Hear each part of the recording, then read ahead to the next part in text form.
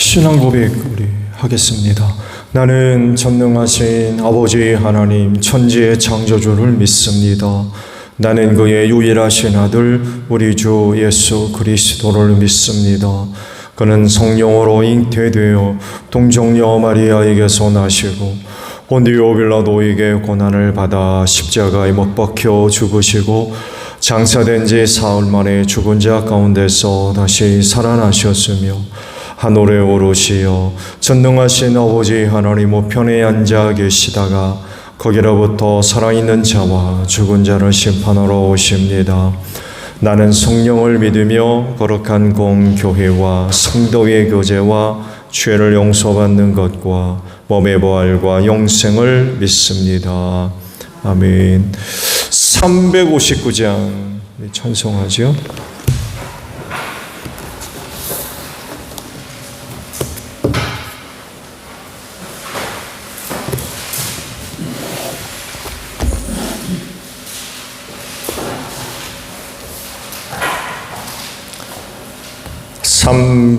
(359장이에요)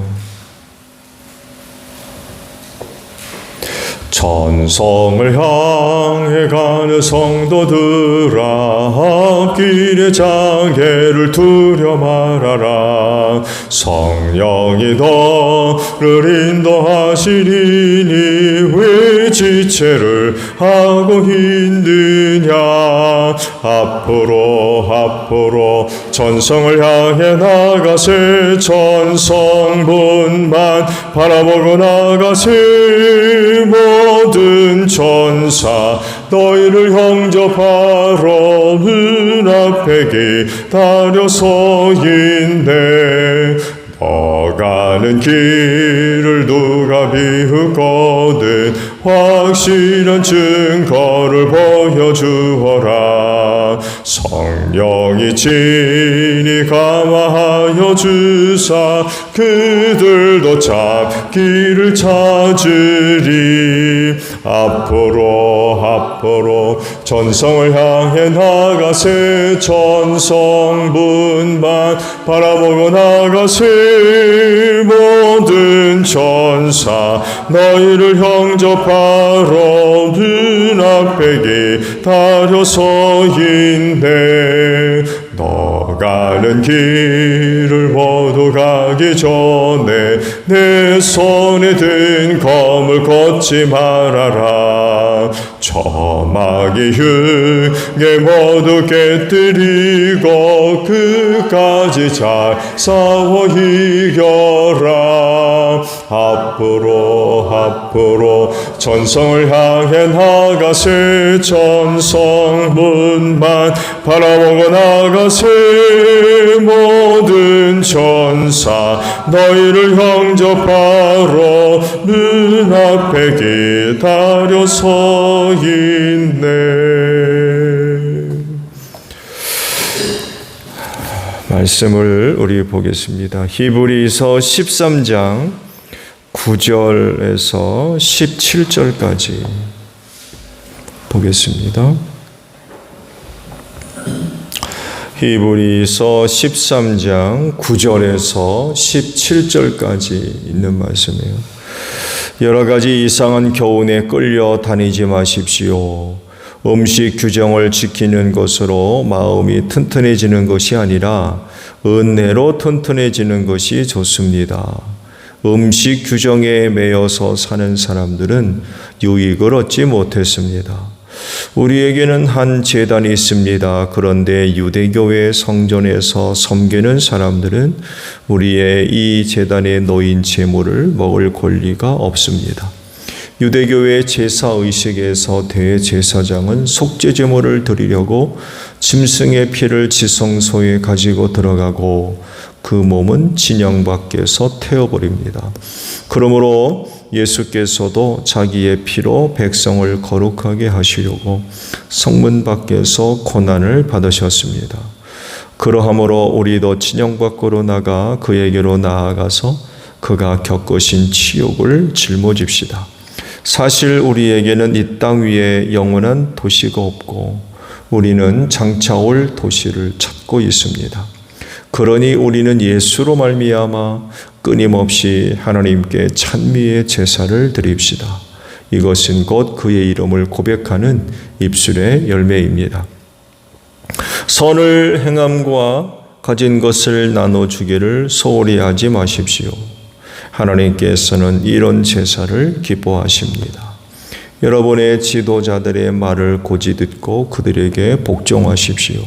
그들은 여러분의 영혼을 지키는 사람들이요, 이 일을 장차 하나님께 보고 드릴 사람들입니다. 그러므로 여러분은 그들이 기쁜 마음으로 이 일을 하게 하고 탄식하면서 하지 않게 해주십시오. 그들이 탄식하면서 일하는 것은 여러분에게 유익되지 못합니다. 아멘. 오늘은요, 9절 상반절에 있는 말씀을 보도록 하겠습니다. 보면 여러 가지 이상한 교훈에 끌려다니지 마십시오 라는 말씀입니다. 이 말씀대로 이상한 교훈에 끌려다니지 않는 여러분들이 되시기를 바랍니다. 나는 뭐 그런 일이 없을 겁니다. 그러지 마세요.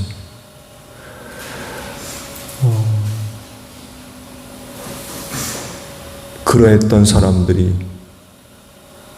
이상한 교훈에 끌려서 진리에서 벗어난 사람들 얼마나 많은지 몰라요. 심지어는 뭐 영적인 아비들이라는 사람들도 그런 일이 벌어지는데 평신도는 뭐 말할 것도 없습니다. 마지막 시대를 사는 그리스도인이 영적으로나 신앙적으로 조심해야 할, 주의를 기울여야 할 그런 부분들이 있지요. 그 중에 하나가 미혹에 넘어가지 않는 것입니다. 악한 영들이 처음부터 그 인간들을 죄짓게 하려고 찾아와서 유혹하지 않았습니까? 그것도 하나님의 말씀을 수단으로 삼아가지고 거짓말을 한 거죠.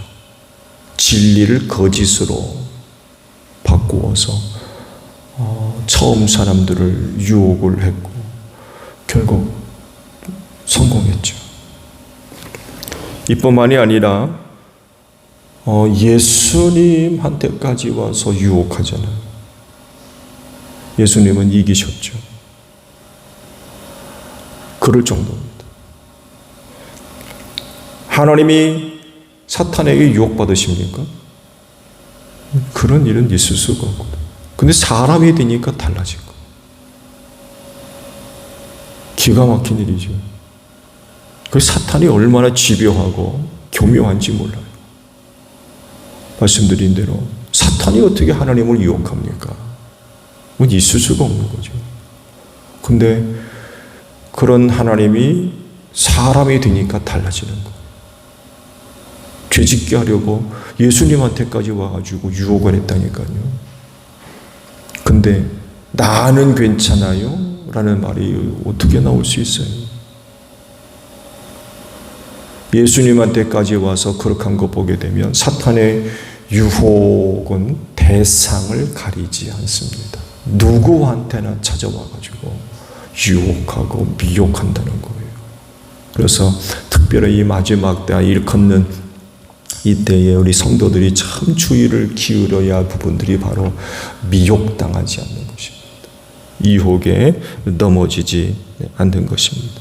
근데 보세요. 사탄이 예수님한테 와서 그렇게 유혹을 하고 실패했잖아요. 그 당시 상황을 성경은 이렇게 말씀을 하고 있어요. 잠시 떠나갔더라 라고 기록하고 있어요. 완전히 떠나간 게 아니라 잠시 물러갔어요.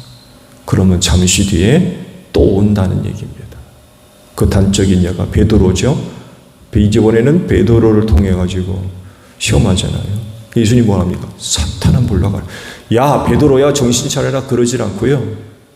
사탄아 물러가라 그러셨어요. 또 누구한테 옵니까? 가룟 사람 유다를 통해서도 또 왔어요. 기록된 것만 그렇지 나중에 알아보면 아마 수도 없이 예수님한테 찾아와가지고 유혹하고 미혹하는 일들이 계속해서 아마 있었을 겁니다. 이런 현상들이 마지막 때가 이르면서 더 많아지고 그리고 극적인 것들이 자꾸 일어납니다. 극적인 것들. 그냥 평범한 수준이 아니라 극적인 것들. 그러다 보니까 넘어가지 않을 수가 없고 안 당할 수가 없는 거예요. 극적이다 보니까. 거짓 선생들이 많이 일어났고요. 나타났고. 나중에는 누가 옵니까? 적그리스도가 나타나서 기적을 행하면서 많은 사람들을 미혹할 건데 특히 예수 믿는 사람들을 미혹할 것이라고 말씀을 합니다. 극적인 방법들을 동원해가지고 유혹을 하는 거죠. 그래서 이제 하시는 말씀이 여러 가지 이상한 교훈에 끌려가면 안 된다 라고 경고를 하시는 거죠. 경고. 조심하셔야 돼요. 히브리서 기자는요, 당시 있었던 이상한 교훈을 언급하셨죠. 뭡니까? 유대교에서 주장하는 것인데요. 바로 음식 규정입니다. 즉, 먹어도 되는 것과 먹어서는 안 되는 음식에 대한 규정이 있죠.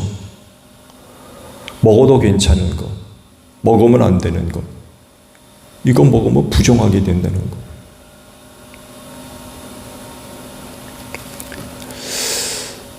당시 이 음식 규정을 갖고 초대교회 성도들을 미혹하는 그런 일들이 일어났던 것 같아요. 하나님께서 율법을 통해서 이스라엘 백성들에게 음식 규정을 하셨죠. 왜 그러셨을까요? 그 기본 의도가 중요해요.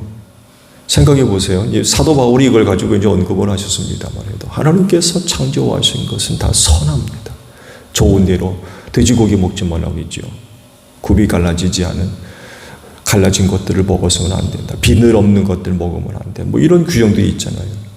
그 누가 만드신 거예요? 하나님이 만드신 거잖아요. 보시기에 좋았다고 하셨던 것들이에요. 하나님의 의도로 됐기 때문에 그건 다 선한 겁니다. 악한 거 하나도 없습니다. 근데 그럼에도 불구하고 율법을 통해서 이스라엘 백성들에게 음식 규정을 하셨던 근본적인 의도, 의미가 뭐예요? 이스라엘 백성들이 가나안 땅에 들어가서 동화되지 말라는 거예요. 하나님을 알지 못하는 백성들과 같이 되지 말라는 거예요. 내가 거룩하니 너희도 거룩하라고 그랬잖아요.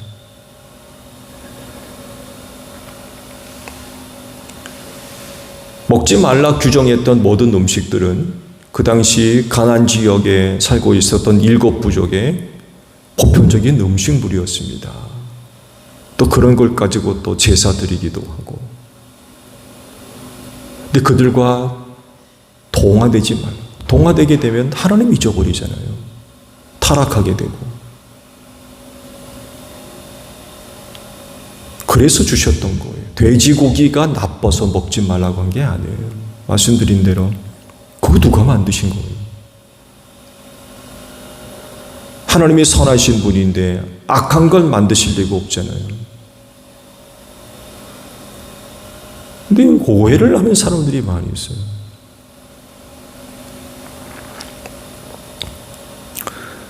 말씀드린 대로 유대교에서 나온 거짓 교사들이죠. 거짓 선생들이 와가지고 교회 안에 들어와서 음식 규정을 가지고 유혹을 하고 미혹하는 그런 그 일들이 있었던 거죠. 이런 현상이 일어날 수밖에 없었던 이유는요. 당시까지만 하더라도 초대교회는 유대교로부터 완전히 벗어나지를 못했어요. 왜냐하면 대부분의 사람들이 유대교 출신들이에요. 예수님의 제자 보세요. 다 유대교 출신들입니다.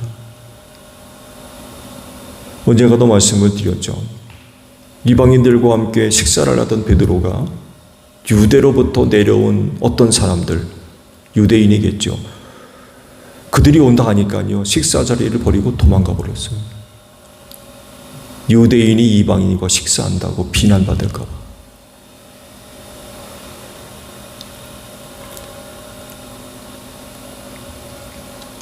보자기 환상 기억하시죠? 그 환상을 통해서 이방인에게도 성령이 임하는, 그래서 세례를 주잖아요. 그랬던 사람인데 그런 행동을 해요.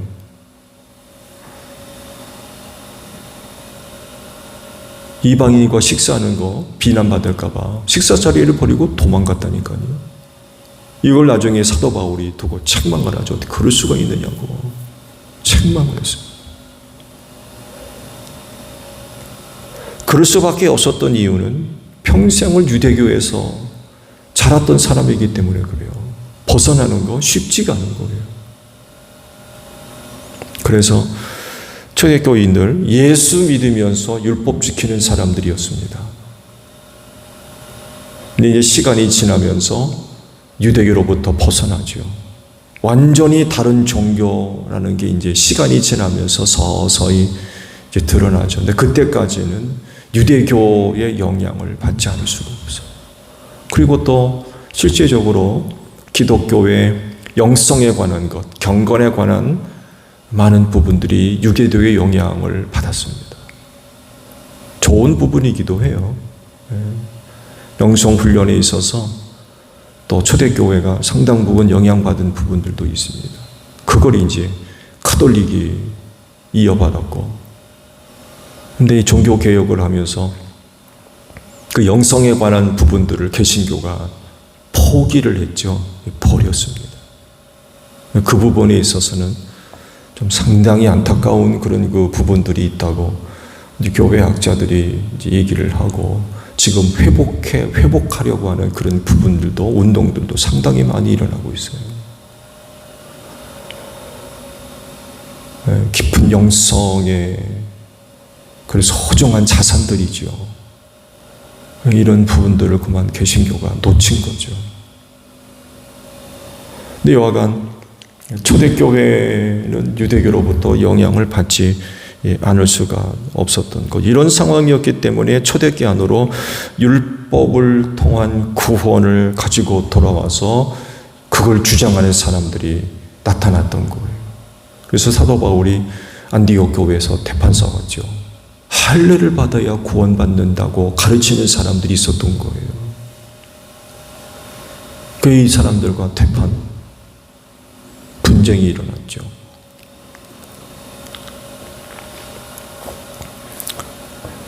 그들이 주장한 것 중에 하나가 바로 음식 규정이었던 거죠. 음식 규정. 자세한 내용은 없습니다만 아마 그랬던 것 같아요. 먹지 말아야 할 것들을 먹으면 안 된다. 그러면 구원 못 받는다. 이런 얘기가 있었던 것 같아요.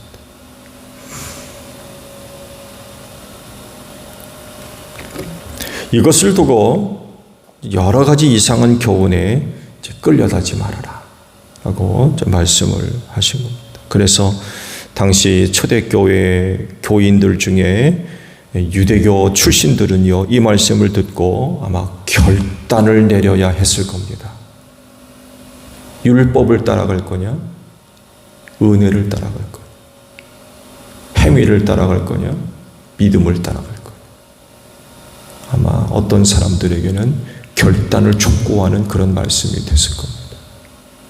어떻게 해야 되겠습니까? 율법입니까? 은혜입니까? 행입니까? 믿음입니까?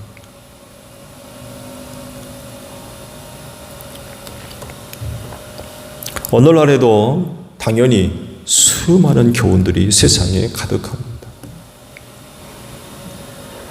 얼마나 혼란스러운지 몰라요.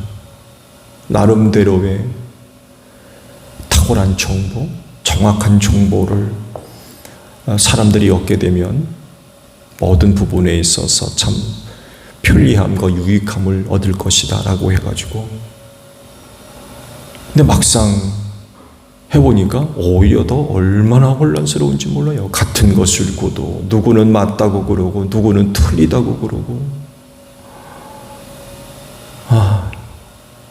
전에는 정보가 없어가지고 쩔쩔맸는데 오늘날에는 정보가 흘러넘쳐가지고 더 더 혼란스러워. 책본 나왔죠? AI 인간의 생활에 엄청난 반향을 일으킬 것이다. 많은 사람들이 기대를 하고 있어요. 근데 막상 뚜껑을 열고 보니까 이건 더 혼란스러운 거예요. 뭐가 옳은 건지 도대체 더 혼란을 겪고 있는.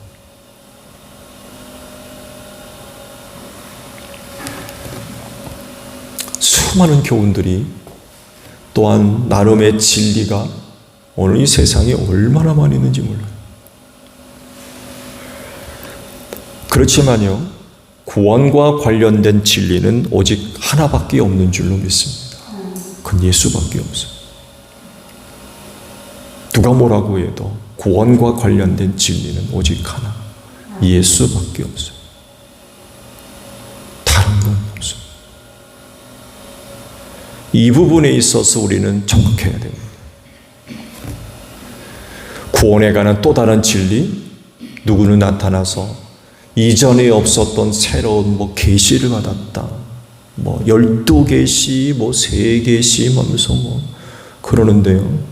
구원과 관련된 건 오직 하나밖에 없어요. 예수밖에 없습니다.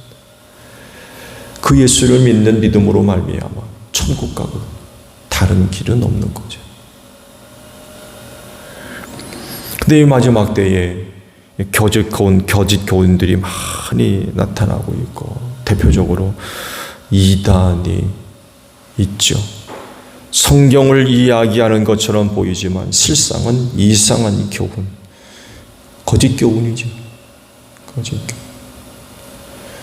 성경을 자의적으로 해석을 하고 거짓으로 만들어서 사람들을 유혹하는 그런 일들이 버젓이 벌어지고 있고, 그리고 여기에 많은 사람들이 넘어가고 있어요. 이후 적그리스도가 나타나면 그때는 어떻게 할 겁니까? 지금도 거짓 선생에 그 많은 사람들이 그렇게 넘어가고 있는데 적그리스도가 나타났을 때는 어떻게 되겠습니까?